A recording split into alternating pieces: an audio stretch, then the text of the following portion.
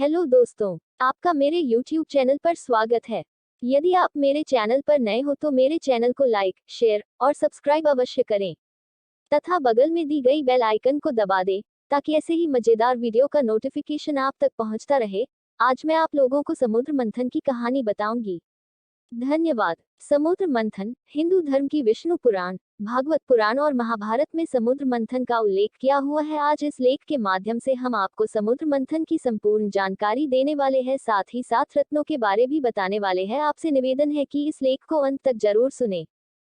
इस कथा के अनुसार दुर्वासा ऋषि सतयुग, त्रेता और द्वापर इन तीनों युगों के एक प्रसिद्ध महान महर्षि थे। अपने अत्यधिक क्रोध के कारण किसी की छोटी सी गलती पर भी वो श्राप दे देते थे, लेकिन भगवान शिव के परम भक्त होने के कारण उनकी भक्ति में लीन रहते थे।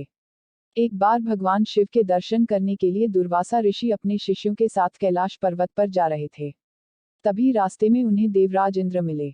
इंद्रदेव ने दुर्वासा ऋषि और उनके शिष्यों को हाथ जोड़कर प्रणाम किया। यह देख दुर्वासा ऋषि ने इंद्रदेव को आशीर्वाद देकर विष्णु भगवान का एक दिव्य पुष्प प्रदान किया, लेकिन अपने घमंड में चूर इंद्रदेव ने उस पुष्प को अपने ऐरावत हाथी के मस्तक पर रख दिया। जैसे ही पुष्प ऐरावत हाथी के मस्तक पर स्पर्श हुआ तो हाथी एकदम सहसा हुआ तेजस्वी हो गया और उस दिव्य पुष्प को कुचलते हुए वन की ओर चला गया।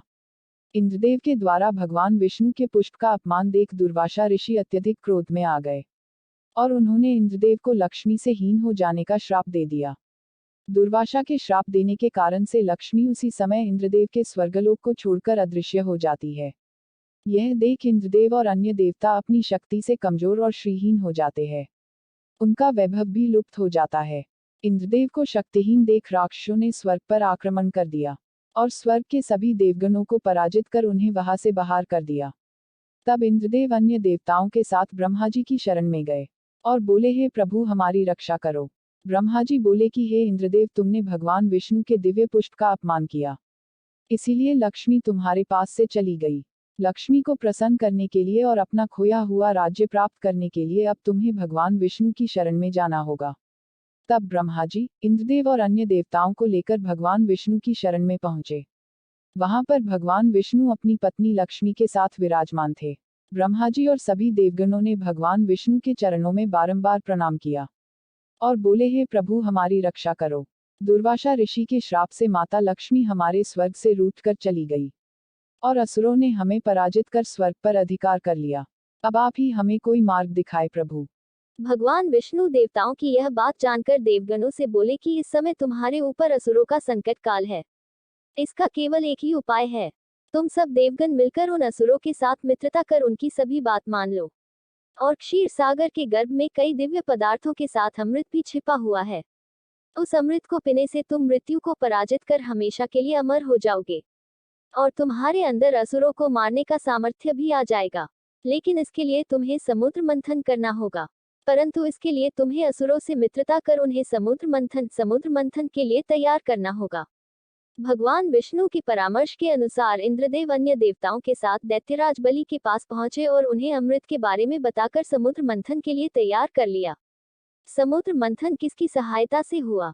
समुद्र मंथन आरंभ करने के लिए मंद्राचल पर्वत और वासुकी नाग इन दोनों की सहायता ली गई थी, जिसमें मंद्राचल पर्वत को मथनी और वासुकी नाग का रस्सी की तरह प्रयोग किया गया। वासुकी नाग के नेत्रों से आंसू देख भगवान विष्णु ने तभी एक कछुए रूप धारण किया और मंद्राचल पर्वत को अपनी पीठ पर रखकर उसे समुद्र में डूबने से बचाया। वासुकी नाग को देवता उसके मुख की ओर से पकड़ने लगे। तभी दानव असुरों ने सोचा कि वासुकी नाग को मुख की तरफ से पकड़ने में कुछ न कुछ लाभ जरूर होगा। यह सोचकर उन्होंने देवगणों से कहा, हम नाग के मुख की तरफ होंगे और तुम सब देवगण नाग की पूंछ की ओर स्थान लेंगे। जब समुद्र मंथन आरंभ हुआ तभी वासुकी बाघ की सहायता से कछुए के ऊपर रखा मंद्राचल पर्वत घूमने लगा। इस प्रकार समुद्र मंथन में से 14 रत्नों की उत्पत्ति हुई थी, जो इस प्रकार है। 1. हलाहल विष। समुद्र मंथन में से पहले कर्म में एक कालकूट नाम का हलाहल विष निकला था। उस विष के प्रभाव से सभी देवगण और दानव शक्तिहीन होने लगे थे। यह देख सभी देवगण और असुरों ने मिलकर भगवान शिव की आराधना की और बोले, हे महादेव, इस हलाहल विष के प्रभाव से हमें बचाओ। अब आप ही हमारी और इस संसार की सृष्टि की रक्षा कर सकते हैं। तभी भगवान शिव ने उस विष के कलश को अपनी कंठ में धारण कर लिया, जिससे कि उनका कंठ नीला पड़ गया। इसीलिए उन्हें नीलकंठ महादेव कहते हैं। हलाहल विष तात्पर्य है कि सबसे पहले हमें अपने मन में से बुरे विचारों को बाहर निकालकर भगवान को समर्पित कर देना चाहिए और इन बुरे विचारों से मुक्त हो जाना चाहिए, क्योंकि हमारे जीवन में ये बुरे विचार ही सबसे खतरनाक विष है। 2. कामधेनु। समुद्र मंथन में से दूसरे क्रम में एक कामधेनु निकली। कामधेनु का अर्थ होता है काम मतलब इच्छा, धेनु मतलब गाय। अर्थात हिंदू धर्म में गाय को एक देवी का रूप दिया गया है, इसलिए ऋषियों मुनियों ने उन्हें गाय माता के रूप में अपने पास रख लिया और ऋषियों ने यह सीख दी कि मनुष्य को अपनी मेहनत से कमाई गई धन दौलत का पहला हिस्सा किसी की भी भलाई में जरूर देना चाहिए। कामधेनु प्रतीक है साफ मन का, क्योंकि जीवन से विष निकल जाने के बाद मन साफ और निर्मल हो जाता है।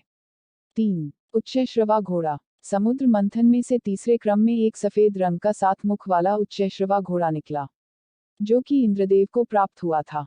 उच्चैःश्रवा का अर्थ होता है कीर्ति, यानी जो मनुष्य मन को स्थिर रखकर मान व पैसा भी कमाता हो, केवल कीर्ति के ही पीछे न भागे। 4. ऐरावत हाथी। समुद्र मंथन में से चौथे क्रम में एक ऐरावत हाथी निकला था। 4 दांत वाले उस हाथी महिमा एकदम अद्भुत थी। जब रत्नों का बंटवारा हो रहा था तो ऐरावत हाथी इंद्रदेव को सौंपा गया था। उस ऐरावत हाथी को अपनी सवारी बनाकर इंद्रदेव, इंद्रहस्ती और इंद्रकुंज के नाम से जाने जाते थे। 5. कौस्तुभ मणि। समुद्र मंथन में से 5वें क्रम में एक कौस्तुभ मणि निकली थी। प्रेम और भक्ति का प्रतीक कही जाने वाली इस मणि को स्वयं भगवान विष्णु ने अपने हृदय में धारण किया था, क्योंकि जब मनुष्य अपने मन को साफ रखता है तो प्रेम और भक्ति स्वयं आ जाते हैं। 6. कल्प वृक्ष। समुद्र मंथन में से छठे क्रम में एक कल्प वृक्ष निकला था। देवलोक के समय का यह भव्य कल्प वृक्ष अन्य नाम जैसे कल्पद्रुप, कल्पतरु, सुरतरु, देवतरु के नामों से भी जाना जाता है। यह भी इंद्रदेव को दिया गया था। हिंदू धर्म के पुराण में कहते हैं कि कल्पवृक्ष से जिस वस्तु की भी प्रार्थना की जाए वही मिल जाती है। इस्लामी धर्म में इसका वर्णन तूबा नाम से किया हुआ है, जो हमेशा फूलता फलता रहता है। 7.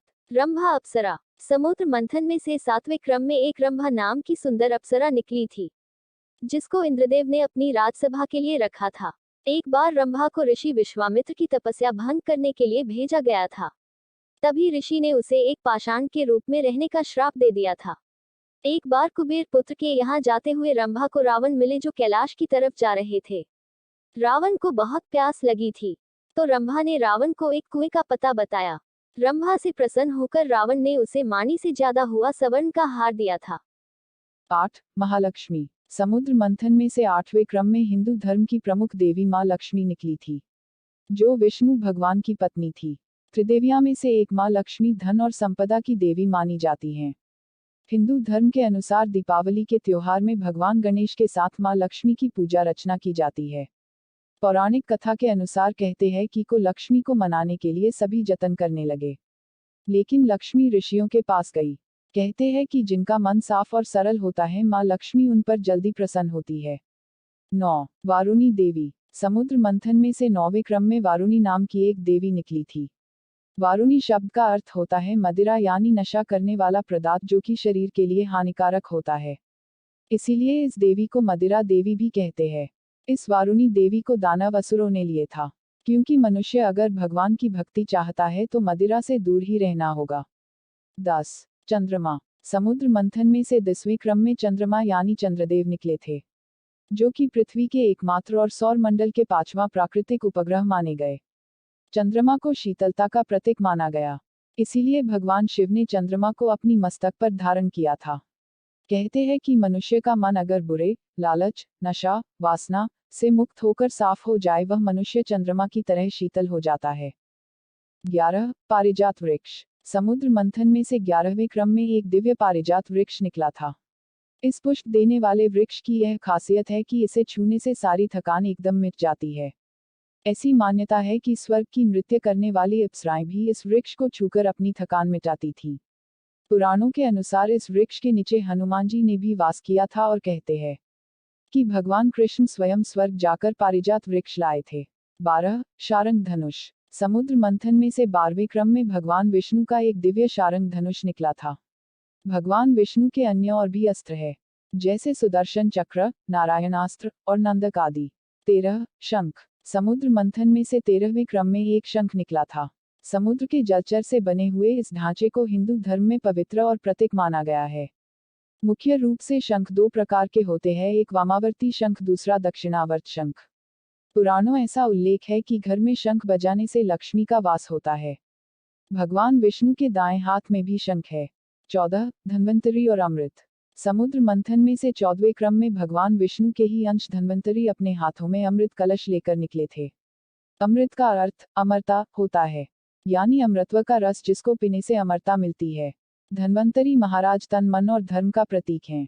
ये तीनों साफ होंगे तभी आपको परमात्मा की प्राप्ति होगी। समुद्र मंथन में अमृत का 14 अंक का स्थान था, यानी 5 कर्मेंद्रियां, 5 जन्नेंद्रियां और 4 जिनमें मन, बुद्धि, चित्त और अहंकार।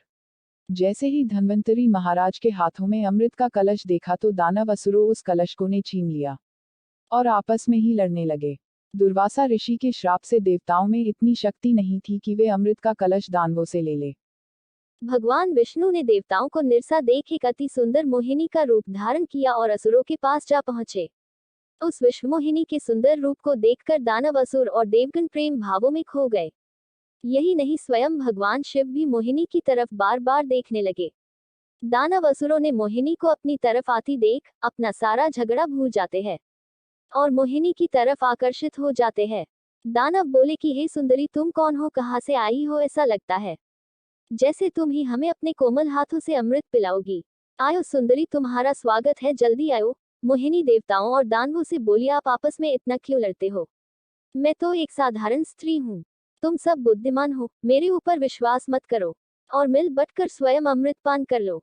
यह बात सुनकर दानवों को सुंदरी पर और विश्वास हो गया और बोले, हे सुंदरी, हमें तुम पर पूर्ण विश्वास है, तुम जैसे भी बांटोगी हम अमृत पान कर लेंगे। मोहिनी ने अमृत कलश को हाथों में लेकर देवताओं और दानवों को अलग अलग स्थानों पर बैठने के लिए कहा और अपनी और सभी दानवों को ऐसे मदहोश कर दिए कि वह अमृत पीना ही भूल गए। विष्णु भगवान के इस खेल को राहु नाम का दानव समझ गया और उसने देवता का रूप धारण कर अन्य देवताओं के साथ बैठकर अमृत पान कर लिया। जैसे ही अमृत राहु के कंठ तक पहुंचा तो चंद्रदेव और सूर्यदेव बोले कि ये दानव है, देवता नहीं। तभी भगवान विष्णु ने अपने सुदर्शन चक्र से उस दानव का सर धड़ से अलग कर दिया। अमृतपान के प्रभाव से दानव के सर और धड़ से 2 ग्रह बन गए, जिसको राहु और केतु नाम से जाना जाता है। इन्हीं के भाव के कारण सूर्यदेव और चंद्रदेव को ग्रहण लगते हैं। इस तरह भगवान विष्णु ने देवताओं को अमृत पान कराया और इंद्रदेव ने सभी दानव असुरों को परास्त कर अपना इंद्रलोक वापस ले लिया। दोस्तों, यदि आपको यह मेरा वीडियो पसंद आया हो तो चैनल को सब्सक्राइब अवश्य करें। धन्यवाद।